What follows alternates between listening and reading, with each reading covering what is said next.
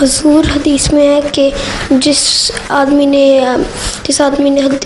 لا الہ الا اللہ محمد رسول اللہ پڑھ لی وہ مسلمان بن جاتا ہے، لیکن پھر پاکستان میں جو احمدی لا الہ الا اللہ محمد رسول اللہ کیوں نہیں پڑھ سکتے احمدی وہاں پر؟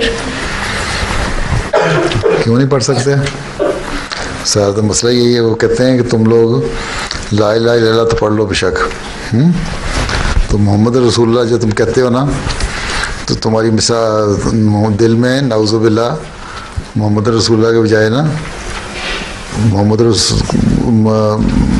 حضرت مسیح موعود علیہ السلام ہوتے ہیں. تو محمد صلی اللہ علیہ وسلم کو نہیں مانتے نبی، بلکہ مرزا غلام احمد قادیانی کو علیہ السلام کو مانتے ہو، جو غلط ہے. ابھی حدیث پڑھی ہے نا، تو اللہ تعالیٰ صلی نے فرمایا تھا ان کو کہ تم نے اس کو دل چیر کے دیکھا تھا.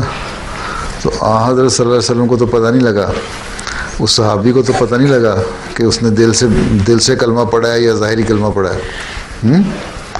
لیکن یہ آج کل کے جو مولوی ہیں پاکستان میں، یہ کہتے ہیں ہمیں پتہ ہے کہ تم دل سے کلمہ نہیں پڑھتے، تم غلط پڑھتے ہو، اس لیے ہم تمہیں مارتے ہیں، قتل کرتے ہیں، جو مرضی کریں. تو ان کے دماغ خراب ہو جائیں پھر اسی طرح ہوتا ہے نا، کوئی دلیل تو نہیں ہوتی اس کی. عقل مند کے آدمی کے سامنے دلیل جی جا سکتی ہے نا، پاگل کے سامنے تو دلیل جی جا سکتی ہے.